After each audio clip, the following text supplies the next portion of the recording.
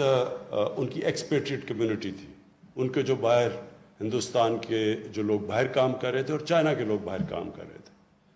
تو ہم نے جس طرح اس ٹیلنٹ کو، ہمیں جو اثاثے کو پاکستان میں جس طرح ہمیں ان کو لانا چاہیے تھا اور اب نیشن بلڈنگ میں جس طرح انہوں نے ہماری مدد کرنی تھی، وہ بدقسمتی سے ابھی تک نہیں ہوئی. تو یہ ایک بہت بڑا پہلا قدم ہے اور بڑا قدم ہے، بیکاز یہ جو روشن ڈیجیٹل اکاؤنٹ یہ جو شروع کیا آج آپ نے، یہ ایک موقع دیتا ہے پاکستانیوں کو پارٹیسپیٹ کرنے کا پاکستان کی بزنسز میں. ہماری جو ابھی بہت بڑا انیشیٹو ہمارا کنسٹرکشن کا ہے، جو پاکستان کی تاریخ میں سب سے بڑے 2 پروجیکٹس ہیں، اور بھی بڑے ہیں، بادشاہ ڈیم بھی ہے، مومند ڈیم ہے، ہماری ML1 پہلی دفعہ پاکستان کی تاریخ میں ایک نئی ریلوے بنانے لگے ہیں، جو 2 نئے شہر بنا رہے ہیں، ایک بنڈل آئلینڈ سندھ کے اندر اور دوسرا راوی سٹی لاہور میں. یہ بہت میگا پروجیکٹس ہیں. ان سب میں ہمیں اوورسیز پاکستانیز کو ہم نے پارٹیسپیٹ کروانا ہے، انہوں نے شرکت کرنی ہے اس میں. ابھی حفیظ نے آپ کو بتایا کہ پاکستان کے چیلنجز کیا تھے. چیلنجز پاکستان کے سب سے بڑے یہ ہے کہ ہمارے اتنے قرضے چڑھے ہوئے ہیں کہ ہم جتنا بھی پیسہ اکٹھا کرتے ہیں تقریباً آدھا چلا جاتا ہے قرضوں کی قسطوں کے اوپر. تو جو ملک کے لیے پیسہ بچتا ہے وہ کافی نہیں ہے. تو اس کا صرف ایک ہی طریقہ ہے کہ ہم ویلتھ کریشن کریں. ہم اپنی ملک کے اندر اکنامک ایکٹیویٹی اتنی کریں کہ ہمارے پاس پیسہ اتنا آ جائے کہ ہم یہ قرضے واپس کر سکیں. تو اس کے لیے بھی یہ جو ہمارا کنسٹرکشن کا پورا پیکج ہے، اس کا مقصد ہی یہ ہے کہ یہ جو 2 بڑے شہر ہیں اس میں اتنی زیادہ اکنامک ایکٹیویٹی ہو، کیونکہ کنسٹرکشن میں جیسی شروع ہوتی ہے 30 ریلیٹڈ انڈسٹریز ہیں جو کہ ایک دم چلنی شروع ہو جاتی ہیں. تو اس سے جو سارا اکانومی کا پہیہ چلے گا، اس سے انشاءاللہ جو ہماری ریونیوز بڑھیں گے، ویلتھ کریٹ ہوگی، اور انشاءاللہ اس سے پھر ہم قرضے واپس کرنے کی ابیلٹی رکھیں گے، ہمارے پاس صلاحیت ہوگی. اور دوسرا جو ایشو انہوں نے بات کی وہ یہ کہ اس ملک میں جو ہماری جب گورنمنٹ آئی تو سب سے بڑا ٹریڈ گیپ تھا. امپورٹ اور ایکسپورٹ کے اندر $40 ارب کا گیپ تھا. ہم $20 ارب کی ایکسپورٹ کر رہے تھے اور $60 ارب کی امپورٹ کر رہے تھے تقریباً.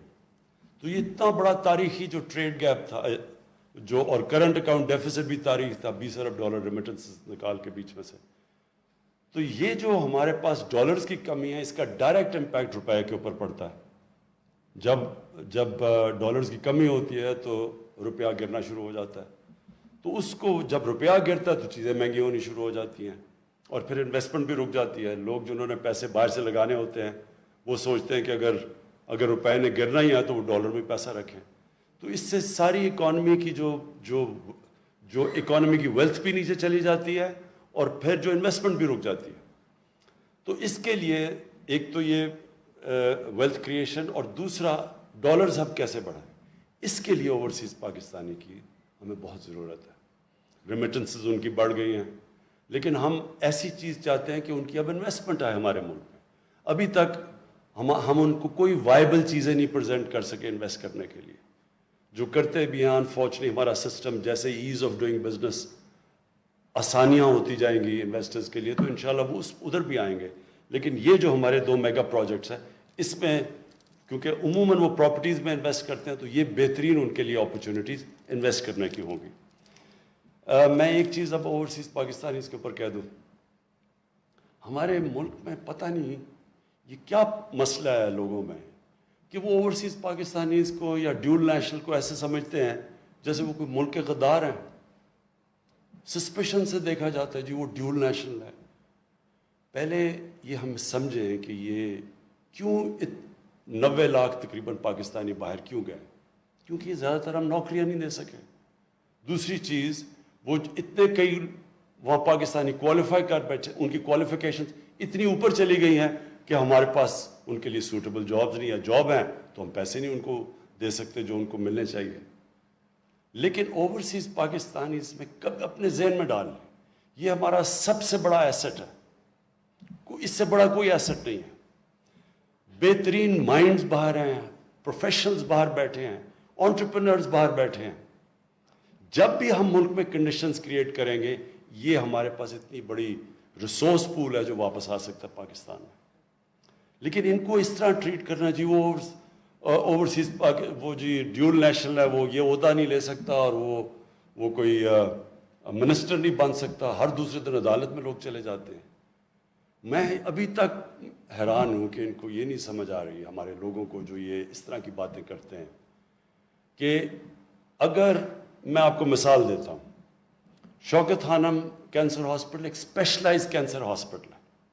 آپ سارے یہ ارد گرد مڈل ایسٹ میں چلے جائیں تو ادھر جب بھی کوئی آپ کو اسپیشلائزڈ ہاسپٹل ملے گا, اس میں زیادہ تر انہوں نے فارنرز کو رکھا ہوا ہے, کیونکہ ان کے پاس لوکل ایکسپرٹیز نہیں ہے. ہم نے شوکت خانم بنایا, سارے اوورسیز پاکستانیوں نے واپس آئے, اس لیے ہم بنا سکے, نہیں تو ہمیں باہر سے فارنرز لانے پڑنے تھے. آپ دبئی دیکھ لیں, اگر دبئی میں وہ اسی طرح ان کے پاس تو لوگ ہی نہیں باہر, یا ان کی اپنے لوگوں کی ایکسپرٹیز نہیں تھی, تو سارے تقریباً انہوں نے فارنرز کو لا کے دبئی کو بنایا.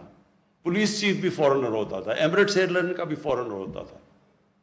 تو ان کے پاس تو ان کو باہر سے فارنرز لانے پڑے. ہمارے پاس تو ایک ریسورس پول بیٹھا ہوا ہے, اس کو ہم جب چاہیں ان میں سے لوگوں کو ٹیپ کر سکتے ہیں. صرف کنڈیشنز کریٹ کرنی ہیں تاکہ وہ واپس آ سکیں. ہمارے لیے ان کے لیے آسانیاں پیدا کرنی ہیں. اور یہ جو لوگ یہاں بیٹھے بڑے ان کو شک سے دیکھتے ہیں, میں آپ کو یقین دلاتا ہوں کہ جتنے پیٹریوٹک باہر پاکستانی بیٹھے ہوئے ہیں, شاید ہمارے ملک میں نہیں ہیں. اس کی وجہ ہے, اور اس کی وجہ ہے ان کو باہر بیٹھ کے احساس ہوتا ہے کہ آپ کا ملک کتنا امپورٹنٹ ہے. اسلاموفوبیا ہوتا ہے, جب باہر اسلاموفوبیا, تو ان کو احساس ہوتا ہے کہ ہمارے ملک میں ہم پھر سکتے ہیں جیسے مرضی, ہمیں کوئی کچھ کہے گا نہیں. تو کیونکہ میرا تو زیادہ انٹریکشن ہے اوورسیز پاکستانی سے, کرکٹ کھیلتا تھا باہر, تو ادھر ان سے میں انٹریکٹ کرتا تھا. تو میں یہ صرف ہمیشہ مجھے عجیب لگتا ہے ہمارے ملک میں جب ہم ریئلائز نہیں کر رہے کہ کتنا بڑا ٹیلنٹ ہے اور کتنی بڑی ریسورس ہے. ٹیلنٹ بھی ہے, ریسورس بھی ہے. تو یہ جو پہلا قدم اور بڑا قدم اٹھایا روشن ڈیجیٹل اکاؤنٹس کھول کے, یہ اس کا انشاءاللہ آپ دیکھیں گے کہ بہت بڑا ہمیں فائدہ ہوگا. جو دوسرا پرابلم میں نے آپ کو بتایا کہ ہمارے ڈالر زیادہ باہر جاتے ہیں, ملک میں کم آتے ہیں, تو یہ جب تک ہماری ایکسپورٹس نہیں بڑھتی, ایکسپورٹس کو ہم انسینٹیفائز کر رہے ہیں, ایکسپورٹس بڑھنی شروع ہو گئی ہیں. ہمارا جو روپیہ جس لیول پہ ہمارے ایکسپورٹرز میں آرڈرز مل رہے ہیں باہر سے, ہماری ایکسپورٹس ڈسپائٹ یہ کہ کووڈ تھا, ہمارا ہندوستان اور بنگلہ دیش کے مقابلے میں ہماری ایکسپورٹس بڑھی ہیں, ان کی تو بالکل سٹیگنیٹ کی ہوئی ہے. لیکن جس لیول کی ہم ایکسپورٹس چاہتے ہیں تھوڑا ٹائم لگے گا اس کا. تو اس ٹائم جب تک وہ ہم اپنی ایکسپورٹس امپورٹس تک نہیں یا زیادہ تک نہیں لے کے جاتے, تب تک ہم نے اوورسیز پاکستانیز کو انسینٹیوائز کرنا ہے کہ وہ پاکستان میں انویسٹ بھی کریں, ان کے لیے آسان ہو پاکستان میں اپنا پیسہ لانا. اور جس طرح رضا باقر نے کہا, اگر وہ باہر بھی نکالنا چاہتے ہیں, واپس لانا چاہتے ہیں, تو وہ بھی ان کے لیے آسان ہو. تو یہ بڑا اچھا فرسٹ سٹیپ لیا آپ نے, اور انشاءاللہ مجھے یہ امید ہے کہ ہم اب ان کو یہ جو اپنے بڑے میگا پروجیکٹس ہیں, ویسے بھی ہماری ہاؤسنگ کے ہم نے جو انسینٹیوز دیے ہیں ہاؤسنگ میں, وہ بھی ہاؤسنگ بوم شروع ہو گئی ہے پاکستان میں, کنسٹرکشن بوم شروع ہو گئی ہے. اور یہ جو ہمارا نیا پاکستان کا یہ جو ہم نے افورڈیبل غریبوں کے لیے, وہ طبقہ جو آج تک کبھی گھر نہیں بنا سکتا تھا, ان کو جو ہم نے اب انسینٹیوز دیے ہیں سیلریڈ کلاس کو, تو ہم سمجھتے ہیں کہ اس سے بہت بڑی ایک کنسٹرکشن کی بوم آ رہی ہے. اور اس میں مجھے پتہ ہے کہ سب سے زیادہ ابھی جو ہمارے اوورسیز پاکستان ہیں, کسی بھی سیکٹر میں وہ آتے ہیں انویسٹ کرنے کے لیے, وہ ہاؤسنگ ہے, ریل اسٹیٹ ہے. اور یہ ایک اور انشاءاللہ یہ جو ہمارا 2 میگا سٹیز کی طرف ہم جا رہے ہیں, ان کو یہ بھی موقع مل جائے گا.